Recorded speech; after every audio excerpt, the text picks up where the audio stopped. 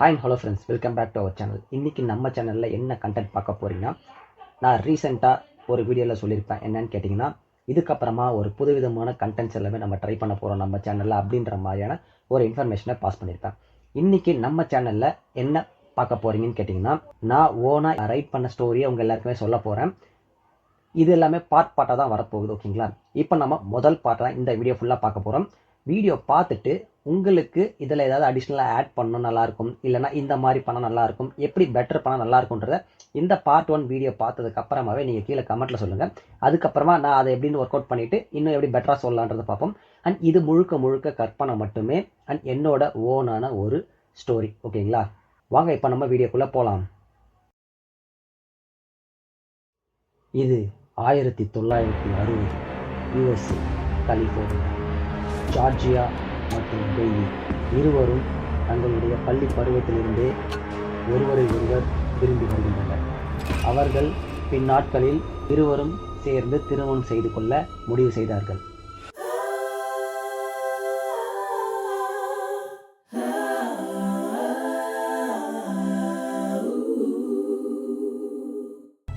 அதன் பிறகு ஜார்ஜியா மற்றும் பெய்லி இருவரும் பெய்லியின் வீட்டில் வசித்து வருகின்றனர். பெய்லி சொந்தமாக மெக்கானிக் ஷாப் ஒன்றை வைத்துள்ளார். எல்லாருடைய வாழ்நாளைப் போலவே பெய்லியும் வீடு விட்டால் மெக்கானிக் ஷாப் விட்டால் வீடு என்று அவருடைய நாட்களை வாழத் தொடங்குகின்றனர். பின்னாட்களில் ஜார்ஜியாவிற்கு ஒரு ஆசை தோன்றுகிறது. அந்த ஆசைதான் பின்னாட்களில் அவர்களுடைய வாழ்க்கையவே சீரழிக்கப் போகின்றது என்பது ஜார்ஜியாவிற்கு அப்போது தெரியாது.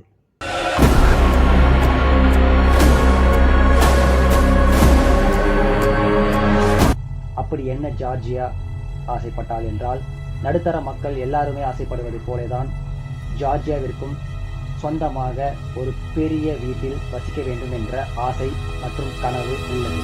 அக்கனவினை பெய்லியிடம் அடிக்கடி கூறி வந்துள்ளார். ஆனால் பெய்லியோ இப்போ நாம இருக்கிற நிலைமையில எதற்காக இன்னொரு வீடு என்று ஜார்ஜியாவிடம் கூறி வந்துள்ளார். ஆனாலுமே ஜார்ஜியாவிற்கு இந்த வீட்டில் இருப்பது அவருக்கு பிடிக்கவில்லை. ஏனென்றால் பெய்லியோட வீடோ சிறிய அளவில் இருக்கக்கூடிய ஒரு பெட்ரூம், ஒரு ஹால், ஒரு கிச்சன் மட்டுமே உள்ள ஒரு சிறிய வீடாகும். இதனால் ஜார்ஜியாவின் கனவு எங்கே பறிப்போய் விடுமோ என்று ஜார்ஜியா டெய்லியும் அதை நினைத்து கவலைப்பட்டார். நம் வாழ்க்கை இந்த வீட்டிலேயே முடிந்து விடுமோ என்றும் அவள் அச்சப்பட்டாள். மற்றவர்களைப் போல, பணக்காரர்களைப் போல ஒரு பெரிய வீடு நமக்கென்று இருக்க வேண்டும் என்று ஜார்ஜியா தன் வாழ்நாள் கனவாக அதை நினைத்து வந்தார். இதை அடிக்கடி பெய்லியிடம் கூற பெய்லிக்கோ மிகப்பெரிய தலைவலி ஆரம்பித்தது. பெய்லியை பொறுத்தவரை ஜார்ஜியாவின் இந்த கனவு அவருக்கு ஒரு மிகப்பெரிய இடியாக அமைந்தது. ஏனென்றால் பெய்லிக்கோ சொந்த வீட்டில் இருந்து அருகிலேயே அவருடைய மெக்கானிக் ஷாப் உள்ளதால் வீட்டிற்கும் தன்னுடைய மெக்கானிக் ஷாப்பிற்கும் போவதும் வருவதும் அவருக்கு மிகவும் எளிதாக இருந்தது. இதனால் பெய்லி ஜார்ஜியாவின் முடிவை ஏற்றுக்கொள்ளவில்லை.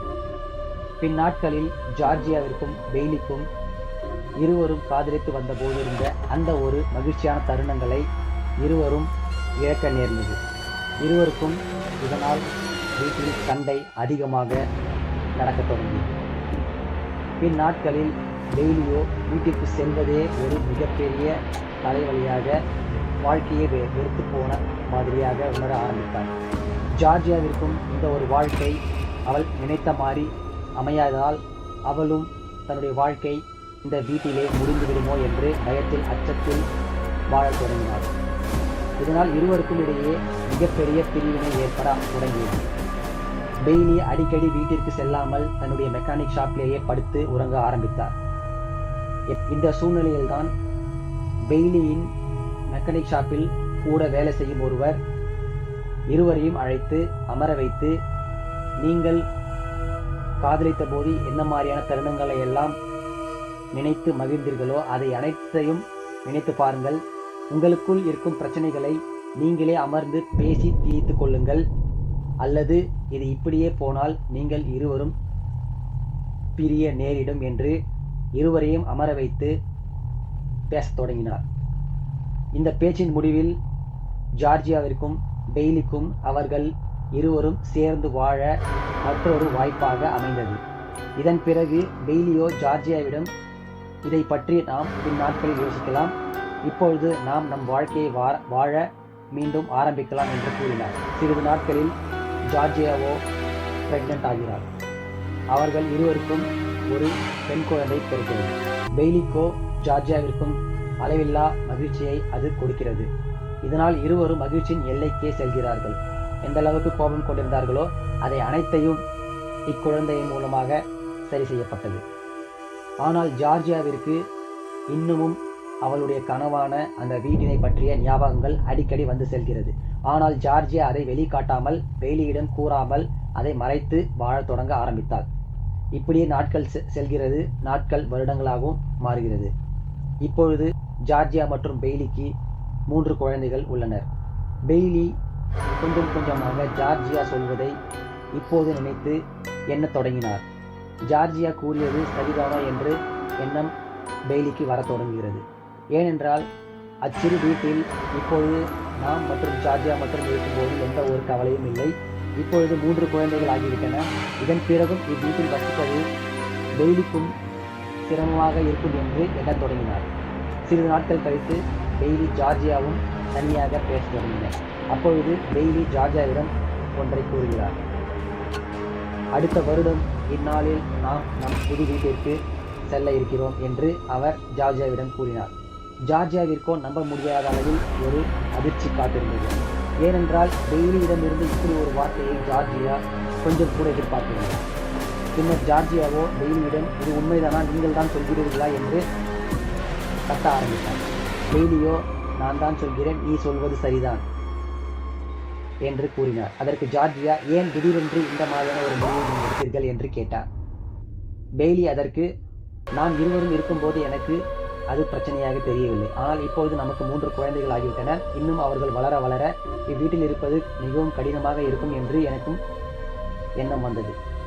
நீ சொல்வது போலவே நாம் இந்த வீட்டை விட்டுவிட்டு வேறு ஒரு பெரிய வீட்டிற்கு செல்ல தயாராகலாம் என்று எண்ணினேன். அதனால்தான் உன்னிடம் இதை கூறினேன் என்று பெய்லி ஜார்ஜியாவிடம் கூறினார். அவளுடைய கனவான வீட்டை வாங்குவதற்கு பெய்லி சம்மதித்தார் என்ற ஒரு சொல்லே அவளுக்கு மிகப்பெரிய சந்தோஷமாக அமைந்தது. ஆனால் அப்பொழுது ஜார்ஜியாவிற்கு தெரியாது, இந்த ஒரு முடிவு நம் கனவுதான் நம் வாழ்க்கையை புரட்டி போடப் போகுது என்பது அவளுக்கு துளியும் தெரியாது. அது தெரியாமல் மகிழ்ச்சியின் வெள்ளத்தில் ஜார்ஜியா இருந்தாள். ஜார்ஜியா அண்ட் பெய்லி அவர்களுடைய குடும்பத்திற்கு என்ன நடந்தது? The dream destroyed the family. To be continued.